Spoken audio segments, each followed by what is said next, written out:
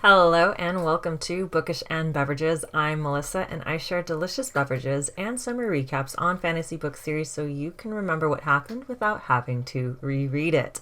And today we'll be diving into The Traitor Queen by Danielle Jensen. So this is book 2 in the Bridge Kingdom series. I also have a recap on the first book, The Bridge Kingdom, so it's on my channel if you need a refresher on that one too before diving into this one. And content warning, there are full spoilers ahead. It's a summary recap. So if you haven't read this book yet, please just pause and come back later. And that's your last warning. So let's go get our drink. For our beverage today, we'll be making a Red Desert Thirst Quencher iced tea. And here's what you'll need. In a tea strainer for loose leaf teas, add 1 teaspoon of hibiscus or 1 tea bag. Add 1 teaspoon of Earl Grey or 1 tea bag. Add 1 cup of boiling water. Cover and let it steep for 3 minutes. Once it's done steeping, strain the tea, add honey or sweetener to your taste, and stir. Then add ice to your favorite cup and add the strained tea. Enjoy! Drinks in hand, let's dive into our book. So with phase 1 of Operation Hubby Rescue and Revenge completed, Lara finds herself in a cell in Arenal. Much better than being executed as a traitor, for now at least. Days later, Anna gives Lara one chance to spill the truth and her plan to help get her man and the bridge back. They need allies. Meanwhile, in Marriage Arena, Aron is being held prisoner in the palace, used as bait to lure Lara, and watches his people that try to rescue him be tortured to get info on how to take down Harrenhal, which he did almost give away when he thought that they had captured Lara. Our dude is still in love no matter how pissed and hurt he is by Lara's betrayal. Phase 2 of Operation Hubby Rescue and Revenge, find Lara's sisters to help her breach the impossible Maragenian palace. She finds 3 of her sisters, Serena, Cresta, and Bronwyn. Living in a quaint mountain village, she shares what went down and asks for their help. Revenge against their dreadful daddy dearest? Hell yeah, they're in, and it's time to round up the rest of the valiant sisters. All the sisters, plus Nana and Jor, and Leah meet to plan out the next phase of the operation. A knock at the front door comes, and who's this? Coraline enters the chat. She is the wife of the previous king, and she's helping Aron from the inside. And that's not the only unexpected insider ally. Karis, the crown prince, the inadequate heir, and Lara's full brother. With the assistance of the king's sister wives, Karis will help Aron escape in exchange for taking Zara, the Volcatan general and the Empress's niece and chosen heir, with him. Phase 3 of Operation Hubby Rescue and Revenge. Dinner at the palace, dancing sister wives that turn out to be Lara and her sisters, Coraline freeing Aron's shackles, and the group making the impossible great escape. At the rendezvous cave, Aron reunites with Nana. From there, the group splits up to complete their mission. Nana, a very pregnant Serena, an injured Bronwyn, and Cresta head back to the mountains. A reluctant Aron and Laura makes their way to Volcata to mend the relationship with Ithacana, because these besties aren't playing so nice on the playground right now. But it's not so easy peasy for them, as they are being hunted by soldiers, forced into the scorching red desert, and caught in a nasty sandstorm, almost dying a couple times. Luckily, they barely make it to Laura's old oasis compound to find shelter and water. Lucky again, a lone camel stumbles into the oasis and they take him to journey on. When Aron passes out on Jack the camel's back, Lara sneaks into the oasis trading post to steal water and food. Uh-oh, she gets caught and is put out in a pillory to bake naked in the sun. Pretending to be a merchant, Aron gets friendly with some other merchants and gets ready to head out to Volcata with them, leaving Laura to believe he's ditching her traitorous burnt ass for good.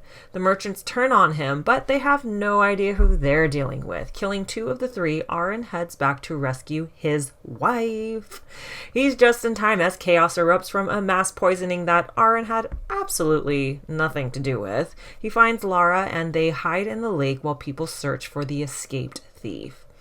holding Lara in his arms. His lips brush with hers. How much longer will he deny himself? Days later, and almost to Volcata, Lara has recovered from the brink of death her burns caused. Breaking both of their hearts, Lara spills the hard truth and reality of their situation. Even though she loves him, it has to be over between them. Ithacanna will never see her as anything but a traitor, and Aron needs to be there for his people. After an emotional reunion between Jor and Aron, Lara and Aron set out to meet with the Volcatan Empress. Aron is unwilling to agree to the Empress's term in exchange for her naval assistance. She wants Lara dead. While they may have failed to get her alliance, Zara comes to propose one of her own. Lara, Aron, and Jor set to sail with Zara and her crew. It's time to take back the bridge. Zara gets the trio to shore at the Meridrinian border. Lara planned on going her separate ways here, but Aron just can't seem to let go as they're getting attacked. Arriving at an Ithacanian island, there are warm welcomes for the return of their king, but Lara gets the cold shoulder, rightfully so. The soldiers do agree to let her stay and help fight, but she better get the fuck out as soon as they take back their bridge and islands. Message received. All the soldiers have gathered and the plan is in motion. They take back Gamir Island, where Nana lived. Surprise, Taryn is alive, and Lara gets a nasty gash in her thigh during their attack. Aron finds Lara in Nana's house, trying and failing to stitch her wound. He stitches it for her, and then they finally give in to the forbidden heat and attraction that's been bubbling over between them. Waking up after a cuddle sesh, Aron leaves Lara, telling her that what they did was a mistake and it's never going to happen again. After some wise words with Jor, Aron makes a difficult decision to leave Lara behind and take Midwatch Island that night. Our girl is devastated when she finds out that she was left in the morning. The Ithacanians take back Midwatch. The horn signals confirm that Southwatch and Northwatch have both been taken back by their allies, defeating the Meridrinians. Or so they thought. Something's odd because that was easier than they expected. In the distance, they spy with their little eyes a fire from Arenal, signaling that they're under attack. They just got outmaneuvered by Meridrina. Aron and crew arrive and it's not looking good, but they fight to protect what's left of their people. They hold down the fort at the portcullis in the cavern as the enemy tries to take it down. Meanwhile, Lara finally makes it to Arenal and up the cliff, barely being saved by Anna. Lara spots her asshole of a father on one of the ships. It's time to get revenge and kill this asshole once and for all. Ziplining onto the ship deck, Lara challenges her dad. She lands the killing blow and then somersaults off the ship into shark-infested water as the Meridrinians begin to retreat before the storm hits. Facing her fears and swimming like never before, Lara makes it to the cavern, but one last obstacle, the portcullis. Aron is desperately trying to save her, but the storm is coming and she drowns before he gets her through.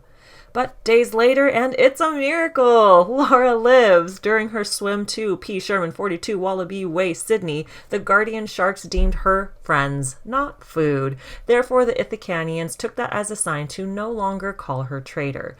Aron asks her to stay as his queen, as his wife, and she says yes. Well, that concludes the summary for the Traitor Queen. And thank you so much for watching, and stay tuned for more summary recaps on your favorite fantasy series.